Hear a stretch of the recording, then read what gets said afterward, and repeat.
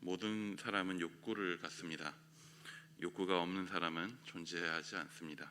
아니, 정확히는 욕구라고 하는 것이 없으면 사람은 그 순간 아무것도 할 수 없게 됩니다.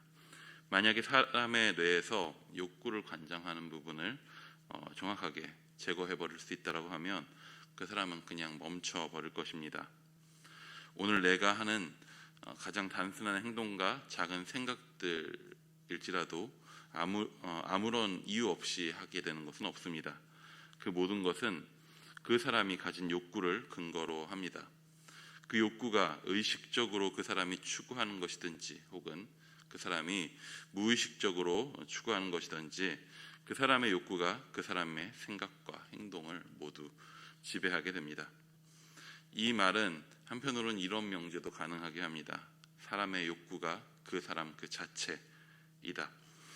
물론 이러한 명제가 사람이라는 존재를 완전하게 정의하지는 못할 것입니다. 왜냐하면 우리가 아는 바 사람이라고 하는 존재는 그 시작이 사람 그 자체에게 있지는 않기 때문입니다. 사람은 창조주로부터 만들어진 존재입니다. 그렇기 때문에 사람은 그 자신이 가진 욕구를 넘어선 더 큰 목적과 의도 아래에 존재합니다. 그렇다면 우리가 진짜 사람다운 사람으로 살기 위해서 꼭 기억해야 하는 것이 있습니다. 그것은 우리의 욕구가 우리의 욕심대로 지배받게 두는 것은 결코 사람다운 일이 아니고 행복해질 수도 없는 일이라고 하는 것입니다. 잠언의 말씀을 비롯한 세상의 대부분의 모든 지혜들 또한 이러한 원리를 가지고 있습니다. 되는 대로 욕심대로 사는 것은 결국에 자신의 사람됨을 잃어버리게 하고 그것은 결코 행복한 일이 될 수 없다는 것을 세상의 대부분의 지혜와 도덕들도 이야기하고 있습니다. 오늘 본문은 이 시대가 말하고 있는 자기중심적 욕구에 저항하는 정말 사람답게 살 수 있게 하는 욕구가 무엇인지 우리에게 말씀해 주고 있습니다. 우리 23절의 본문 한번 같이 읽어보도록 하겠습니다. 23절입니다. 시작. 의인의 소원은 오직 선하나 악인의 소망은 진노를 이루느니라. 23절의 본문은요, 모든 사람이 욕구가 있는 존재임을 분명하게 보여줍니다. 의인에게 소원이 있다고 합니다. 그리고 악인에게도 소망이 있다고 합니다. 소원, 소망 다른 단어를 쓰고 있긴 하지만 실제로 차이가 있다라고 하는 것을 말하려고 하는 것은 아닙니다. 원래 시로서 표현된 문장에서는 비슷한 문장으로 두 대상을 비교하며 말할 때에도 일부러라도 같은 단어를 사용하지 않고 같은 의미를 가진 다른 단어를 씁니다. 여기서 말하고자 하는 분명한 것은 뭐냐면 악인이나 의인이나 공통점이 있다고 하는 것입니다. 무엇이냐면 바로 두 존재 모두 다 바라는 것, 소원하는 것, 소망하는 것이 있다는 것입니다. 즉, 둘 다 욕구가 있다라고 하는 것입니다. 그런데 중요한 것은 다른 점입니다. 그 결과가 다릅니다. 의인의 소원은 선하다라고 말합니다. 그 말은 의인의 그 소원 자체가 좋다, 선하다, 의도 자체를 말하는 것일 수도 있지만 실제로 여기서 말하는 바는 그 소원이 불러오는 인과 그 결과가 선하게 됨을 설명하는 것입니다. 의인이 바라는 욕구는 어떠한 결론을 만들어내는가? 선한 결과를 만들어낸다고 하는 것입니다. 그 바람이 그 욕구를 가진 자를 복된 길로 인도하게 됩니다. 하지만 악인이 가진 소망은 어떠한 결과를 만들어내나요? 본문에는 진노를 이룬다라고 합니다. 악인이 바라는 그 모든 바는 그 소원이 이루어지든지 혹은 이루어지지 않든지 상관없이 그 모든 결론이 진노를 일으킵니다. 그 자신에게 불행이 되고 그 주변과 세상에 불행한 일을 만들어냅니다. 그렇다면 선한 일을 만들어내는 의인의 욕구와 진노를 만들어내는 악인의 욕구는 구체적으로 각각 어떤 모습들을 가지고 있을까요? 이제 뒤에 나오는 본문들은 그 두 가지 욕구의 모습들이 각각 어떤 흐름을, 어떤 모습을 가지고 있는지를 우리에게 보여줍니다. 우리 24절 한번 같이 읽어보도록 하겠습니다. 24절입니다. 시작. 흩어 구제하여도 더욱 부하게 되는 일이 있나니 과도히 아껴도 가난하게 될 뿐이니라. 두 가지의 모습이 대조되어 나옵니다. 하나는 흩어서 구제하는 행동입니다. 또 하나는 과도하게 아끼는 모습입니다. 그런데 그 둘의 결과가 일반적인 상식을 좀 벗어납니다. 부유하게 된다는 것은 기본적으로 동의어 혹은 뜻을 그냥 풀이하자면 많은 것을 갖게 되는 것을 의미하죠. 더 많이 가지고 더 많이 모을수록 부유하다라고 표현하는 것이 일반적인 상식입니다. 그렇다면 더 많이 갖기 위한 기본적인 행동은 두 가지입니다. 일단은 많이 모아들이는 것입니다. 많이 모아들이는 것. 그리고 또 한 가지는 많이 모아들인 것을 잃지 않는 것입니다. 더하기를 계속하고 빼기를 적게 하면 당연히 많아지겠죠. 일반적인 상식으로는 이렇게 해야 많은 것이 내 손에 남게 되고 부유해지겠습니다. 그런데 24절은 그 상식에 반하는 말을 합니다. 누가 부하게 된다고 합니까? 흩어 구제하는 자가 부하게 된다고 합니다. 모은 것은 잃지 않아야 남는 것이 많은 것이 당연한데 흩어 구제하는 자가 부하게 되는 일이 있다고 합니다. 그와는 반대로 과도하게 아끼는 자는 어떻게 된다고 하나요? 가난해지게 된다고 합니다. 이 상황을 이제 구체적으로 설명하는 것이 25절과 26절입니다. 25절에서 26절도 우리 한번 같이 읽어보도록 하겠습니다. 시작. 구제를 좋아하는 자는 풍족하여질 것이요 남을 윤택하게 하는 자는 자기도 윤택하여지리라. 곡식을 내놓지 아니하는 자는 백성에게 저주를 받을 것이나 파는 자는 그의 머리에 복이 임하리라. 똑같은 두 종류의 사람이 24절에 나온 것과 같은 두 종류의 사람이 등장합니다. 한 종류의 사람은 구제를 좋아하는 자입니다. 이 사람은 왜 구제를 하나요? 구제하는 것 자체를 좋아하기 때문입니다. 자신이 가진 것을 나누는 것에 기쁨을 갖는 사람입니다. 이 사람의 욕구가 이것입니다. 누군가를 채우는 것입니다. 누군가의 삶을 윤택하게 하는 것입니다. 누군가의 삶이 잘 되는 것을 보며 기뻐하는 것이 이 사람이 가진 욕구입니다. 또 한 사람은 무엇을 합니까? 곡식을 내놓지 않는다라고 표현합니다. 이제 뒤에 보면요, 그는 백성에게 저주를 받는다라고 하는 결론이 나온 것으로 봐서는요, 이 사람은 백성을 통치하는 통치자입니다. 그런데 왜 곡식을 내놓지 않는 것일까요? 뭐냐하면 이 사람은 통치자로서 곡식이 풍족할 때 곡식을 곳간에 쌓아둡니다. 그리고 풍족하지 않을 때 어떻게 하느냐? 곡식의 가격이 뛰어오르게 합니다. 자신이 쌓아둔 곡식들의 가격이 올라갑니다. 그리고 그 올라간 곡식을 그 이후에야 팔아서 그 다음에 이윤을 남기는 거죠. 이 사람은 왜 이런 식의 행동을 하게 되는 것일까요? 왜냐하면 이 사람의 욕구는 자신이 부자 되는 것에 있기 때문입니다. 자신이 더 많은 것을 소유하는 것이 이 사람이 가진 욕구입니다. 그리고 그 욕구대로 이 사람은 당장에는 큰 이익을 얻게 될 것입니다. 하지만 그는 결국 백성에게 저주를 받게 될 것이라고 합니다. 백성에게 저주를 받는 통치자는 결국에 어떻게 될까요?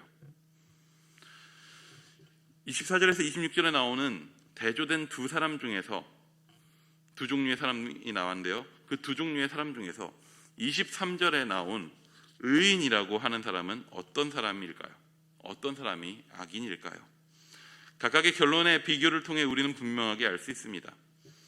흩어 구제하기를 좋아하는 자, 다른 이들을 돌보고 그들이 풍족하게 되는 것을 기뻐하는 욕구를 가진 자가 23절에 나온 의인이겠죠. 반대로 다른 이들이 고통을 당하고 어려움을 겪는 것은 안중에 없이 자신이 가진 것이 많아지는 것만을 기뻐하는 욕구를 가진 자가 악인입니다. 한편으로 이러한 질문이 나옵니다. 돈을 버는 것 그 자체가 나쁜 것입니까? 이윤을 추구하는 것 그 자체가 나쁜 것일까요? 혹은 재산을 모으고 아끼는 것 자체가 나쁜 일입니까? 하는 질문입니다. 물론 그렇지는 않습니다.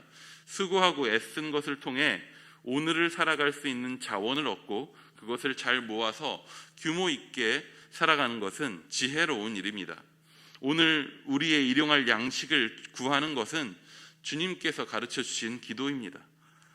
하지만 앞에서 말한 두 욕구의 차이는 거기에 있지 않습니다. 그것을 분명하게 보여주는 것은 28절입니다. 우리 28절도 한번 같이 읽어보도록 하겠습니다. 28절입니다. 시작. 자기의 재물을 의지하는 자는 패망하려니와 의인은 푸른 잎사귀 같아서 번성하리라. 계속해서 이어지는 의인과 악인의 대조에 따르면 앞에 나왔던 자기 재산을 불리는 데만 욕구를 가진 이는 28절에서 무엇이라고 표현됩니까? 자기의 재물을 의지하는 자라고 표현됩니다. 부자 되는 것이 욕구인 사람, 부유해지는 것이 목표인 사람, 더 가진 것에 인생을 몰두하는 사람은 그 사람은 왜 그런 행동들을 하게 될까요? 왜 거기에 몰두하게 될까요? 왜냐하면 그가 그것을 의지하기 때문입니다. 그는 부를 의지하기 때문입니다. 그가 의지하는 것이 자기 재물이기 때문입니다. 자신의 생명이 자신이 가진 재물에 있다라고 믿는 것입니다. 자신의 행복이 자기가 가진 부에 따라서 결정된다고 믿는 것입니다. 그렇기 때문에 그것만을 추구하게 되는 거죠. 말씀은 분명하게 우리에게 경고합니다. 그러한 자는 반드시 패망하게 될 것입니다. 결코 물질이 가진 것이 사람을 풍요롭게 만들거나 사람을 만족하게 하지는 못하기 때문입니다. 그에 반대되는 의인은 무엇과 같다고 표현됩니까? 그는 푸른 잎사귀 같다고 말씀합니다. 푸른 잎사귀는 이제 나무에서 자라난 어찌 보면 작은 생명입니다. 그 자체로서 많은 것을 소유하고 있거나 거대한 힘을 가지거나 하는 존재가 아닙니다. 연약한 그냥 푸른 잎사귀 하나일 뿐입니다. 하지만 푸른 잎사귀는 자라나게 될 것입니다. 그 잎사귀는 자라서 큰 가지가 되고 많은 잎사귀들을 또 자라게 만들고 열매를 맺고 풍성하여질 것입니다. 그 작은 잎사귀는 어떻게 그렇게 풍성해질 수 있는 것입니까? 그 잎사귀가 홀로 존재하지 않고 홀로 그 안에 모든 것을 가지려 하지 않고 그 잎사귀가 나무에 붙어 있기 때문입니다. 그 나무가 뿌리를 내렸기 때문입니다.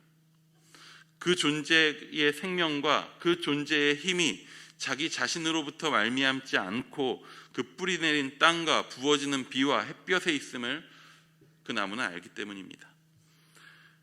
푸른 잎사귀는 자신에게 흘러오는 양분이 자신에게 머무를 것이 아니라 또 다른 존재에게 흘러가야 함을 압니다. 자신에게 모인 양분을 의지하는 것이 아닌 그 양분을 공급하는 존재를 의지합니다. 그렇기 때문에 자신에게 온 것을 넘치게 또한 흘러보냅니다. 흘러보내고 함께 자라고 함께 균형 있게 성장하는 것이 순리임을 아는 존재입니다. 오늘 우리가 살고 있는 이 시대는 이 시대의 욕구는 절대적으로 개인의 부를 추구합니다. 어느 순간부터 우리나라도 어느 순간부터 개인의 부를 추구하는 것이 미덕이 되어버렸습니다. 거의 유일한 사람들의 목적이라고 여겨집니다. 어찌 보면 사람들의 삶의 터전이어야 할 부동산이 욕망과 투기의 대상이 되고 기업 투자를 통해서 사회의 발전을 이루어야 할 주식은 돈 버는 수단이 되고 돈만 버는 수단이 되고 이젠 심지어는 실체조차 없는 무엇이 실체인지도 모를 가상화폐가 사람들의 욕망을 모아둔 폭탄이 됐습니다. 언제 터질지 모르죠 다.